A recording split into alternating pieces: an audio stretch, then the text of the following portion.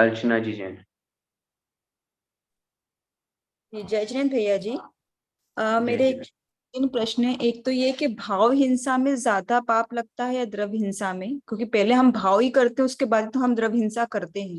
Means वो पहली पल तो हमारे दिमाग में वो मन में आता है ना, उसके बाद हम एक्शन लेते हैं। तो इन दोनों में द्रव्य हिंसा में डिफरेंस देखिए, मतलब। सबसे पहली बात, भाव हिंसा और द्रव्य हिंसा में ज्यादा पाप की अगर अपन बात करेंगे तो निश्चित रूप से पाप तो दोनों में ही है। लेकिन ज्यादा पाप या कंपैरिजन करेंगे तो भाव हिंसा में ज्यादा पाप है। लेकिन इसका मतलब ये नहीं होता है कि द्रव्य हिंसा में पाप नहीं है। द्रव्य हिंसा अगर कोई जीव करता है तो क्या बिना भाव के कोई द्रव्य हिंसा कर सकता है क्या? नहीं कर सकता, वही पॉइंट है। बिना भावों के कभी द्रव्य हिंसा नहीं होती। हाँ, कभी ऐसा भी हो जाता है, जैसे एक एग्जाम्पल से अपन समझते हैं। आचार्यों ने शास्त्रों में लिखा है, मुनि महाराज एरिया समिति से गमन कर रहे हैं, 4 हाथ जमीन देख करके चल रहे हैं, और कदाचित उनके पैरों में आकर के कोई जीव मरण को भी प्राप्त हो जाता है, तो भी आचार्यों ने हिंसा नहीं बताई, हिंसा का पाप नहीं बताया उनके। क्यों? आचार्यों ने लिखा, प्रमाद योग नहीं है, कषाय भाव नहीं है, मारने का भाव नहीं था। इसका मतलब ये हुआ, जो हमारे द्वारा द्रव्य हिंसा होती है, एक होती है हो जाना, और एक अगर हम करते हैं तो उसमें कहीं ना कहीं हमारे भाव इंक्लूड होते हैं, भाव सम्मिलित होते हैं। इस कारण से विशेष हिंसा, भाव हिंसा अपने को समझनी चाहिए। हमारे भाव यदि अच्छे होंगे तो हम द्रव्य हिंसा की ओर अग्रसर ही नहीं होंगे। जी। एक क्वेश्चन ये भी था कि अगर फॉर एग्जांपल मेरे घर में मुझे कोई कॉकरोच दिखा और मैंने भाव किया कि मैं इसको मार देती हूँ, ठीक है, क्योंकि वो मेरे घर में, जस्ट एग्जांपल दे रही हूँ। फिर मारने के भाव हुए, फिर भाव हुए कि नहीं तो गलत काम है, इसको नहीं करना चाहिए, और विद इन सेकेंड वो भाव पलट गए। तब भी पाप तो लगा, क्योंकि भाव तो कर ही लिए थे उसको मारने के। और दूसरा, अगर वो भाव नहीं पलटे, उसको मारने की मैंने कोशिश की, तो उसका भी तो आयु कर्म है ना, वो तभी मरेगा जब उसका आयु कर्म पूर्ण होगा। तो मैं कितनी भी कोशिश करूं तो वो जीव नहीं मरेगा ना। ठीक। देखिए, सबसे पहली बात तो, अगर किसी जीव को हमने मारने का भाव किया और अगर थोड़ी ही देर बाद में हमारा भाव चेंज हो गया, तो डेफिनेटली हमारे भावों के अनुसार हमें कर्म का बंध होगा। इसका मतलब ये है, हमने पहले मारने का भाव किया तो तद्रुप कर्म का बंध होगा। और यदि मारने का भाव नहीं किया है, आई मीन बाद में हमारे भाव बदल गए कि नहीं नहीं मुझे नहीं मारना चाहिए, ये तो पाप होगा, ये तो हिंसा होगी, तब ऐसी स्थिति में वहां पर हमें उस जीव को बचाने का भाव, या उस निमित्त से जो पाप हो रहा था उससे हम बच गए, तो कदाचित पुण्य का बंध भी संभव है। लेकिन जो सेकंड बात आपने बोली है वो बिल्कुल भी किसी भी अपेक्षा से ठीक नहीं है। अगर हम ये सोचते हैं मैं मारने की कोशिश कर रहा हूँ, ये तभी तो मरेगा जब इसकी आयु कर्म समाप्त होगा, इसका अकाल मरण होना होगा। अगर हम ऐसा सोचेंगे, भाई मैंने थोड़ी ना मारा, इसका तो अपना कर्म है, आयु कर्म समाप्त हो गया तो इसमें मेरी क्या गलती है, मारा किसने, मारने का भाव किसने किया, हमने स्वयं ने किया। और ये सिद्धांत और ये प्रतिपादन करके ही हम व्यर्थ में हिंसा से बच नहीं पा रहे हैं। आचार्यों ने शास्त्रों में लिखा है, मुनि महाराज अपने हाथ में पिच्छी रखते हैं। इस उदाहरण से आपको बहुत अच्छी तरह से समझ में आएगा ये सिद्धांत। मुनि हम्म। महाराज अपने हाथ में पिच्छी रखते हैं, और पिच्छी के माध्यम से आपने देखा होगा, पाटे पर बैठना है। आपने देखा पाटे पर कोई जीव नहीं है, उसके बावजूद भी मुनिराज ने पाटे पर पिच्छी से मार्जन क्यों किया? उत्तर मिलेगा, वहां हमको भली आंखों से जीव नहीं दिख रहे हो, लेकिन वहां ऐसे छोटे छोटे सूक्ष्म जीव हैं जो आंखों से नहीं दिखाई देते। पिच्छिका से मार्जन करने पर वो अलग हो जाते हैं, वो दूर हो जाते हैं। तो मुनिराज का कर्तव्य है जीवों की रक्षा करना। अगर हम ये सोचें कि नहीं, जिसको मरना होगा तो मर जाएगा, उसका आयु कर्म समाप्त होना होगा, उसमें मैं क्या कर सकता हूँ, ये वही बात आती है कि परद्रव्य किसी का कुछ नहीं करता, कोई भी द्रव्य किसी का कुछ नहीं करता, सब अपने आप हो रहा है। होता स्वयं जगत परिणाम, मैं करता जग का क्या काम। अगर ऐसा सब करेंगे तो फिर परद्रव्य निमित्त नहीं है, परद्रव्य सामने वाले को मरने में निमित्त नहीं बनेगा। फिर तो संसार में अनाचार दुराचार व्याप्त हो जाएगा, अगर ये सिद्धांत हो जाएगा तो, कि मैंने थोड़ी ना मारा, उसका आयु कर्म समाप्त होना था तो हो गया।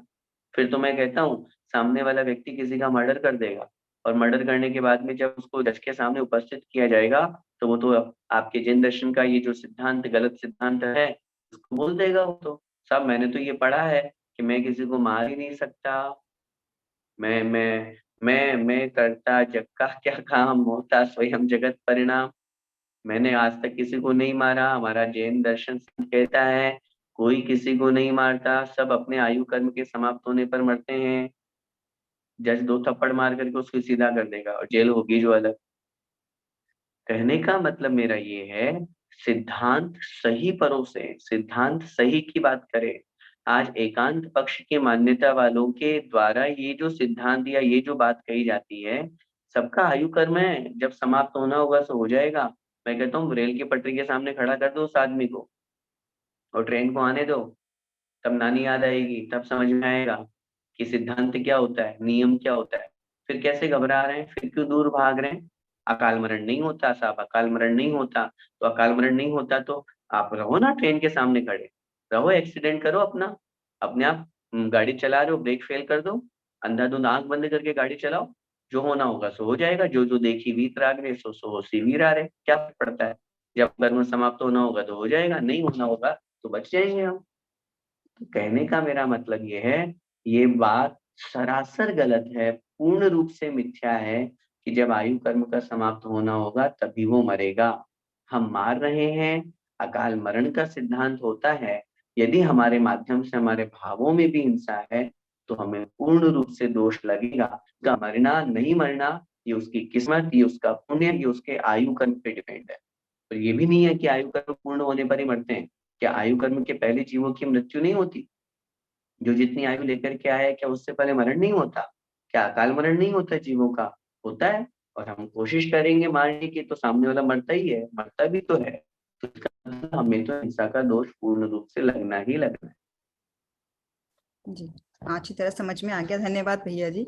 और जैसे द्रव्य हिंसा और भाव हिंसा होती है, वैसे द्रव्य चोरी और भाव चोरी भी सारे पापों में ऐसा होगा, द्रव्य और भाव?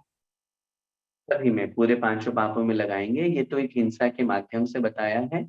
ऐसे झूठ बोलने का भाव हमारे मन में आया तो ये भाव झूठ कहलाएगा, भाव असत्य, भाव असत्य, ऐसे द्रव्य असत्य। सब में लगाना है, चोरी में भी, कुशील में भी। आगे और चर्चा जी, ओके, धन्यवाद पंडित जी। करें। ठीक, जय जिनेन्द्र। अगला क्वेश्चन हेतल जी शाह। जय जिनेन्द्र भैया जी। एक्चुअली मेरा क्वेश्चन ये अभी जो स्वाध्याय हुआ उसके रिलेटेड नहीं, पर अभी जो अपनी सार्थक जिनवाणी जो आई ना भारत से, उसमें एक्चुअली मैं स्वाध्याय कर रही थी। अपना जो मंगलाष्टक है, ये अरहंत भगवंत इंद्र महिता वाला, उसमें जो 5वां श्लोक है उसमें है कि पंच ज्ञान दरास्त्रयोपि बलिनो। उस तो उसमें भावार्थ में लिखा हुआ है 5 ज्ञान के 5 ज्ञानधारी मुनि महाराज। तो 5 ज्ञान किस निक्षेप में बताए? एक्चुअली ज्ञान तो 1 से 4 या फिर एक केवल ज्ञान सिर्फ होता है, तो 5 ज्ञान के धारी मुनिराज किस निक्षेप में बताया हुआ वो? बिल्कुल ठीक, अच्छा प्रश्न आपने किया।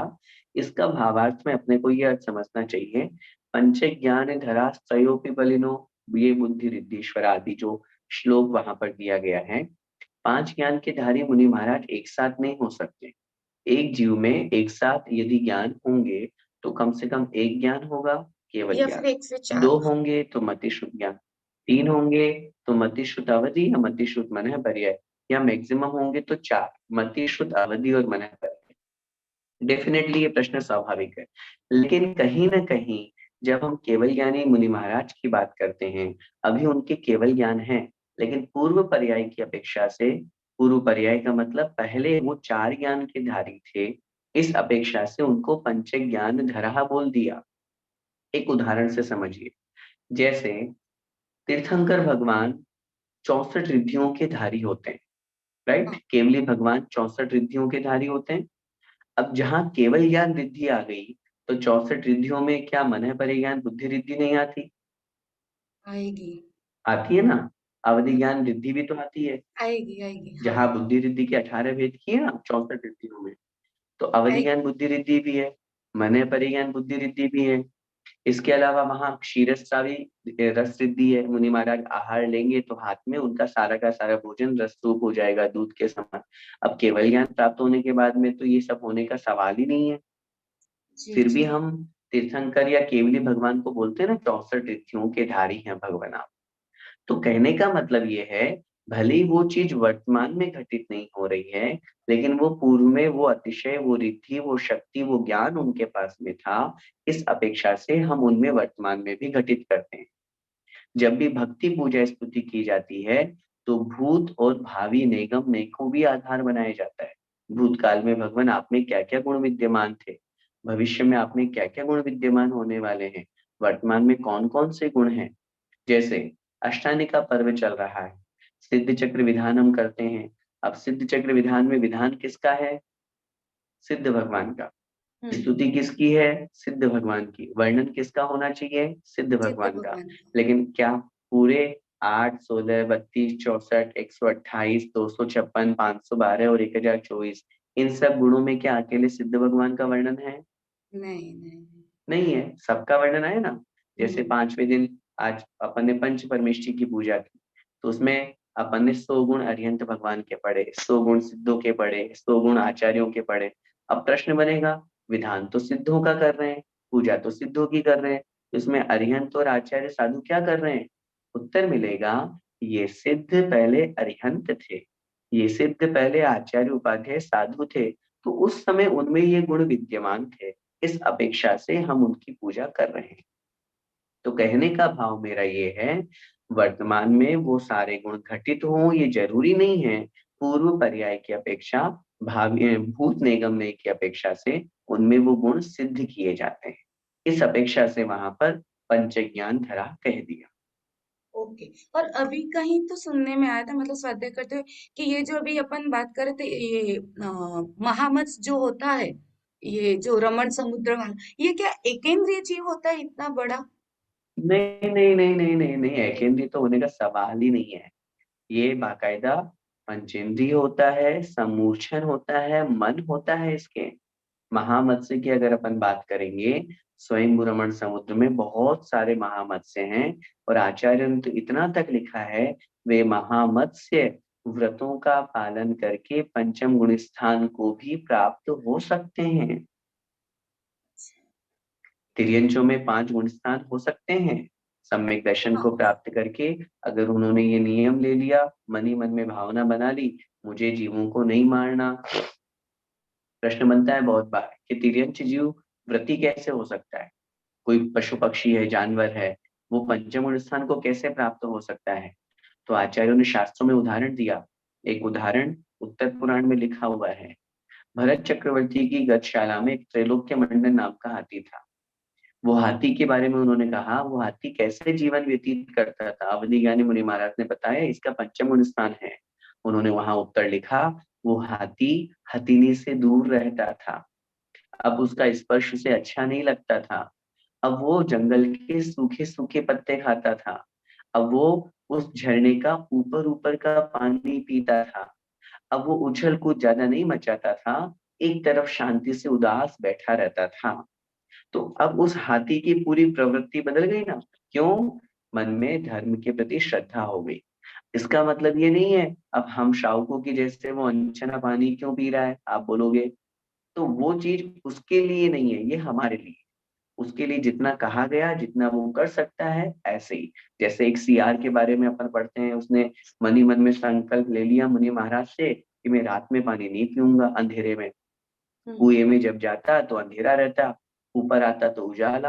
अब उसको तो लगे कि नीचे जब जा रहा हूँ तो रात हो गई, अंधेरा हो गया, और उसने पानी त्याग कर दिया, पानी नहीं पिया। उसके प्रभाव से उससे देव पर्याय की प्राप्ति हुई। ऐसे ही स्वयं रमण समुद्र में महामत्स्य भी होते हैं, जिनके परिणाम अच्छे होते हैं, पंचम गुण स्थान तक जाते हैं वो, और वे जीव 16वें स्वर्ग तक की यात्रा कर लेते हैं। इतना और बताएं, बहुत डेप्थ और सिद्धांत की बात सुन करके आश्चर्य होगा। 16 स्वर्गों में जो देव रहते हैं, उनमें मोर देन 50% सीट्स जो हैं, ये स्वयं रमण समुद्र के महामत्स्यों की रिजर्व हैं। अच्छा। सोचिए क्यों है? क्योंकि हम मनुष्य तो कितने से हैं, 2.5 द्वीप में। इसके अलावा तो असंख्यात द्वीप समुद्रों में भोग भूमि है। अब जो अंतिम समुद्र है स्वयं रमण समुद्र, हम्म। ये मैप के माध्यम से कभी समझने की कोशिश करना। जब जितने हमारे असंख्यात द्वीप समुद्र आए, एक द्वीप एक समुद्र, एक द्वीप एक समुद्र, एक द्वीप एक समुद्र, ठीक है। और ये भी आपने सिद्धांत पढ़ा है कि द्वीप से दुगना होता है समुद्र, हाँ समुद्र से हाँ दुगना द्वीप, द्वीप से समुद्र दुगना, ठीक है। ये हाँ सिद्धांत पढ़ा है आपने।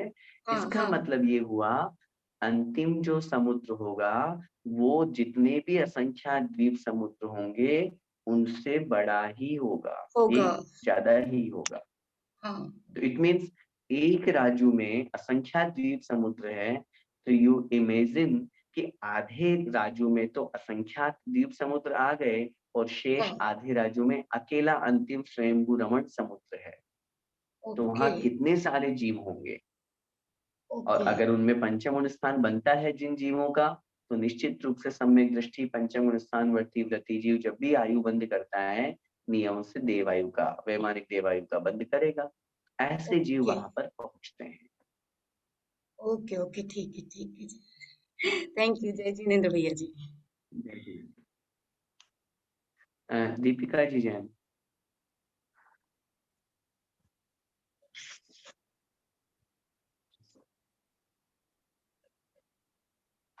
अच्छा सॉरी, दिनकर जी जैन।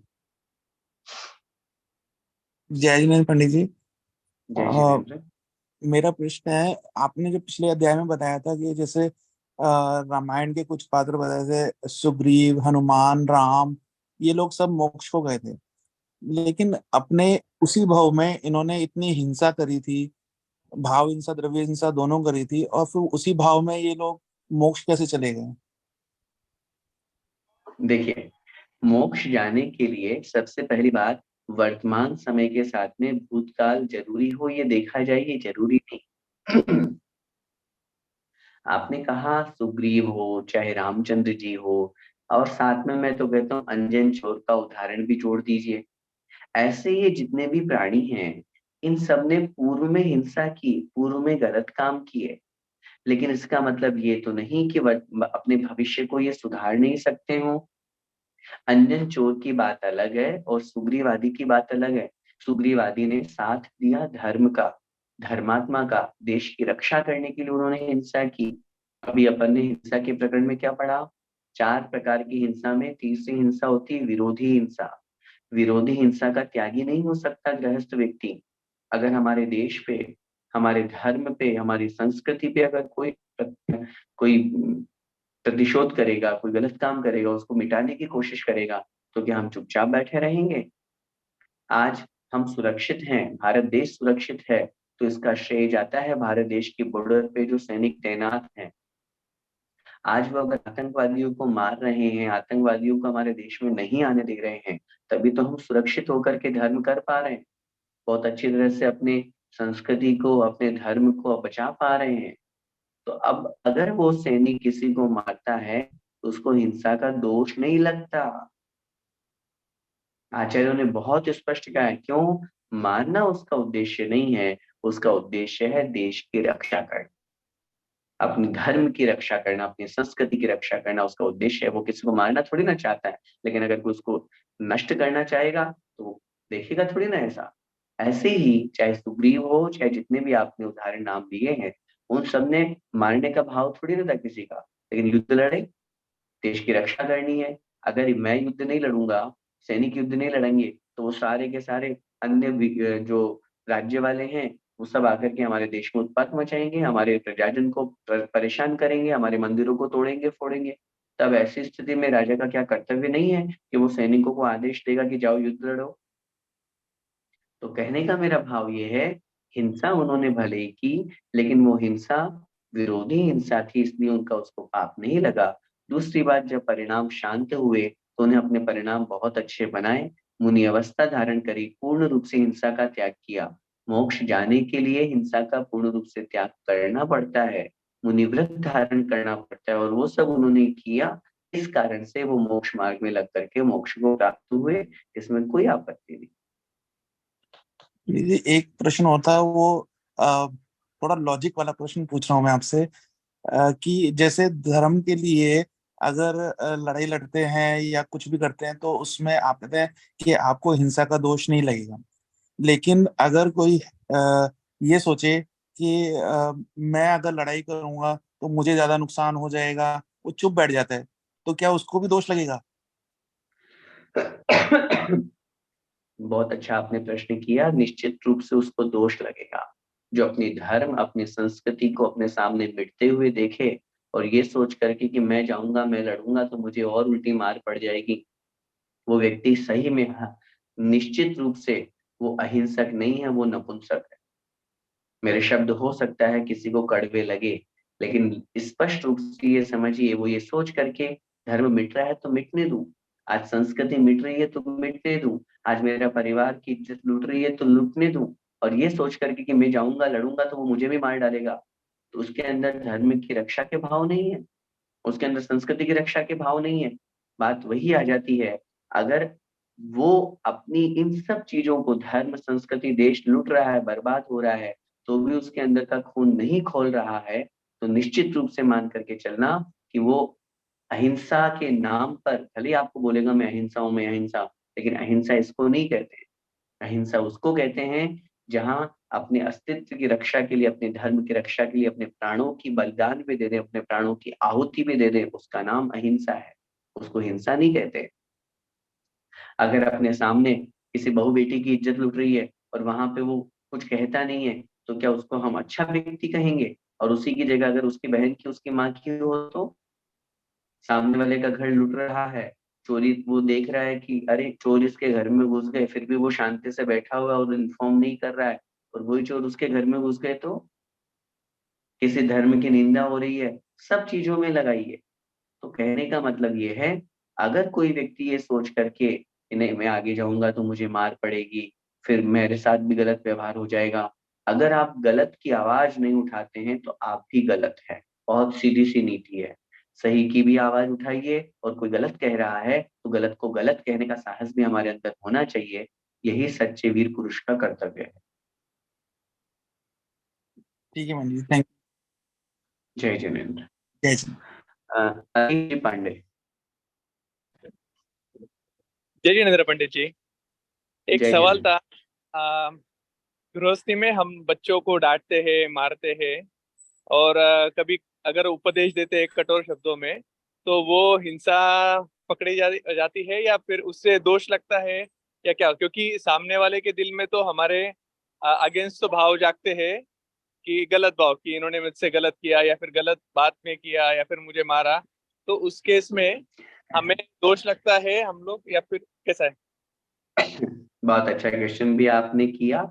एक्चुअली ये समस्या आप लोगों के साथ नहीं, हम लोगों के साथ भी है। मैं भी यहाँ वाइस प्रिंसिपल हूँ, तो मुझे भी बहुत डांट डपट करनी पड़ती है, समझाना पड़ता है, सारी चीजें करनी होती है। देखिए, आचार्यों ने और नीतिकारों ने ये बहुत स्पष्ट कहा है कि हिंसा वहां लगेगी जहां हमारे परिणाम या हमारे भाव खराब हो। हम किसी स्टूडेंट को मार रहे हैं या डांट रहे हैं या समझा रहे हैं, उसके पीछे हमारा उद्देश्य क्या है? वो सुधर जाए, वहां डिसिप्लिन बना रहे, ताकि उस एक के निमित्त से सारी गड़बड़ ना हो। आचार्यों ने तो ये तक कहा है, नीतिकारों ने, जो शिक्षक होते हैं ये नारियल की तरह होते हैं, जो दिखते बाहर से कठोर हैं लेकिन अंदर से बड़े कोमल होते हैं, जैसे नारियल की गिरी होती है। नारियल बाहर से कठोर होता है लेकिन अंदर से बहुत कोमल होता है। ऐसे ही हम लोगों का हृदय होता है।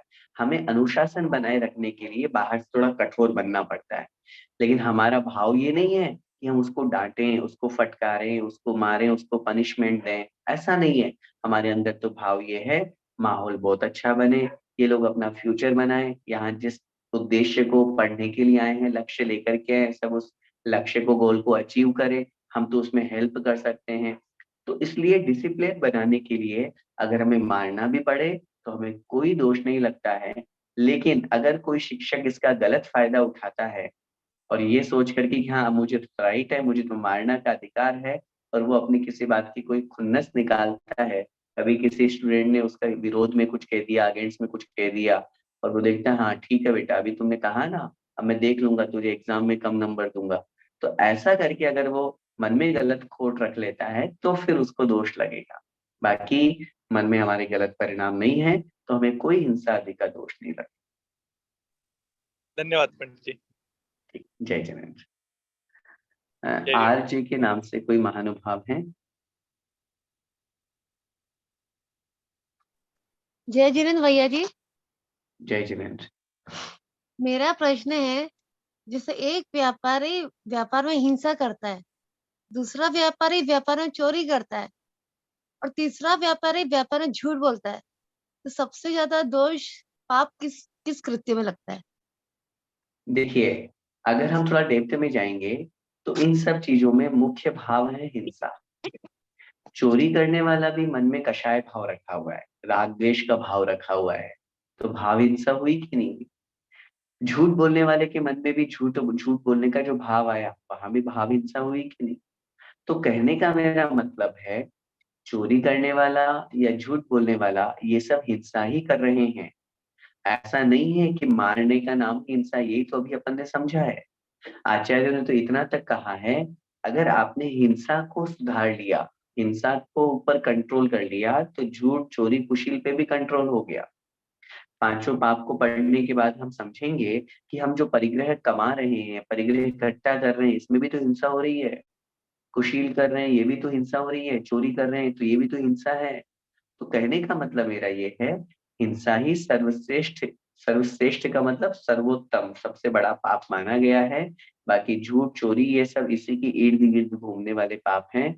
हमें हिंसा के ऊपर ध्यान दे करके झूठ चोरी आदि का भी भाव ना आए मन में, ये ध्यान रखना चाहिए। धन्यवाद भैया जी। जय जय। अंतिम क्वेश्चन अस्मिता जी। जय शैलेंद्र भैया जी। मेरा एक क्वेश्चन ये था कि जब हम संकल्पी हिंसा होती है तो उसका कर्मबंध क्या होता है, और उससे बचने का, एक तो वो तो आपने बोला, लेकिन और भी लाइक, क्योंकि हम 24 आवर्स में पता नहीं कितने बार हो जाता है हमारे से, तो उसका कुछ प्रायश्चित भी होता है। देखिए, 24 आवर्स की जहां अपन आप बात कर रहे हैं, वहां संकल्पी हिंसा बहुत कम हो रही है। आरंभी हिंसा, उद्योगी हिंसा और विरोधी हिंसा हमारी ज्यादा होती है। संकल्पी हिंसा कभी कभार होती है, जैसा कि बीच में अभी अर्चना जी ने भी प्रश्न किया था, आपने भी कहा, और बहुत बार ऐसा होता है कि हमें जानबूझ करके उसको मारने का भाव आ ही जाता है, और ना आते हुए भी हमें उसको मारना भी पड़ता है। तब ऐसी स्थिति में पाप तो लगेगा और दोष तो लगेगा। उसका फल क्या होगा, ये तो हमारे परिणाम किस रूप में है उसके ऊपर डिपेंड है। संकल्प पूर्वक यदि हम किसी जीव को मारते हैं, तो ये मान करके चलेगा, निश्चित रूप से उसके परिणाम इतने खराब हैं। हो सकता है कि अगले भाव में वो हमसे बलवान बने, हमसे मजबूत बने और हमें मार डाले। क्योंकि जीव जब हम किसी को मारते हैं, तो उस समय हम कहते हैं, बहुत स्पष्ट सी बात, वो संकुचित परिणामों से मरता है, और उसके मन में वो बदला लेने का भाव, जीवों को मारने का भाव बना रहता है। ऐसा नहीं है कि ये परिणाम सिर्फ इसी भाव में रहते हैं, अगले भाव में भी साथ जाते हैं। और मैं तो हमेशा कहता हूँ, लाइफ में ऐसे एग्जाम्पल आपको बहुत मिल जाएंगे कि जिन व्यक्तियों से आप फर्स्ट टाइम मिल रहे हैं, तो भी पता नहीं ऐसा लगता है कि ये मेरे से दुश्मनी करने वाला आदमी है, ये मेरे से पता नहीं क्यों नेगेटिव हो रहा है, इससे मैंने आज तक कभी कोई बात ही नहीं करी, तो भी ये मेरी बुराई क्यों करता है, ये मेरे बारे में बुरा क्यों सोचता है। तो हमें लगता है ये हमसे फर्स्ट टाइम मिल रहा है, ये इस भाव में फर्स्ट टाइम मिल रहा है, लेकिन पिछले पिछले भाव में ही हमारा दुश्मन था, और हमने इसका बुरा किया था, इसलिए आज वो वापस बदला लेने के लिए, मेरा बुरा करने के लिए आ रहा है। और ये सब चीजें परिवार में भी हो सकती है। कार्तिकेय अनुप्रेक्षा में तो आचार्य कार्तिकेय स्वामी महाराज ने इतना तक लिखा है कि बहुत बार ऐसी स्थिति भी बन जाती है कि वो दुश्मन हमारा बेटा बन के आ जाए, वो दुश्मन हमारा पिता बन के आ जाए, हमारी बहन बन के आ जाए, हमारे पति पत्नी के रूप में आ जाए, हमारे पड़ोसी के रूप में आ जाए। फिर क्या करेंगे हम? हमें तो लगता है, अरे मेरा बेटा ही मेरे अगेंस्ट जा रहा है, अरे मेरे पति मेरी बात ही नहीं सुनते, ये कैसे पापा हैं जो हमेशा मुझे मारते रहते हैं, डांटते रहते हैं। ये भले ही एक संबंध यहाँ इस भाव का है, लेकिन पूर्व भाव का भेद बना हुआ है, भाई भाई का भी विरोधी हो जाता है। एक पड़ोसी है जिसको नहीं जानते हैं हम, आप इतनी दूर बैठे हैं, हम नहीं जानते हैं, लेकिन फिर भी कहीं ना कहीं से कोई स्नेह जुड़ जाता है। ये इस भाव का अकेला स्नेह नहीं है, ये पूर्व भाव का कोई ना कोई संबंध है। तो कहने का मतलब मेरा यही है, हमें संकल्प पूर्वक किसी भी जीव को नहीं मारना, जानबूझ करके नहीं मारना, और कदाचित अभी कभी ऐसी हिंसा हो भी जाए, तो तुरंत भगवान से एक ही प्रार्थना करना, भगवान मेरा कोई मारने का भाव नहीं था, लेकिन मैं क्या करूं, मेरी मजबूरी थी, ऐसा मुझे करना पड़ा। अपनी आंखों से, दिल से बिल्कुल प्रायश्चित और प्रतिक्रमण का भाव हमारा हो, आलोचना हो, निंदा हो, गर्हा हो, मैंने ऐसा पाप क्यों कर दिया, मैंने ऐसा गलत काम क्यों किया भगवान, तस्य मिच्छामि दुक्कड़म। इन सब परिणामों के साथ में प्रायश्चित प्रतिक्रमण करेंगे तो हम उस पाप से भी छूट सकते हैं।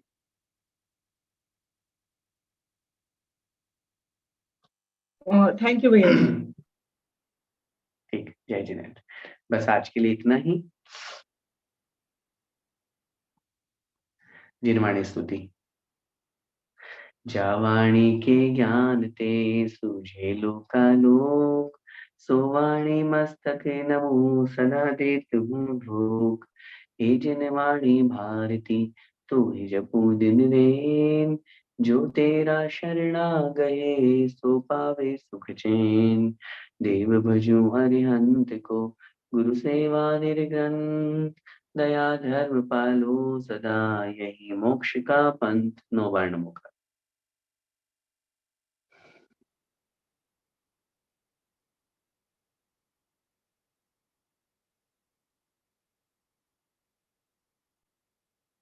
बोले द्वादशांग शांग जिनवाणी माता की जय। जय संत शिरोमणि आचार्य भगवान श्री विद्यासागर जी महाराज की जय। जय परम पूज्य गुरुदेव निध्यापक श्रवण मुनि कुंवर श्री सुधा सागर जी महाराज की जय। अढ़ाई पीपस्थ समस्त महामुनिराजों की जय। जय। तो जय जिनेन्द्र, जय जिनेन्द्र, जय जिनेन्द्र, जय जिनेन्द्र।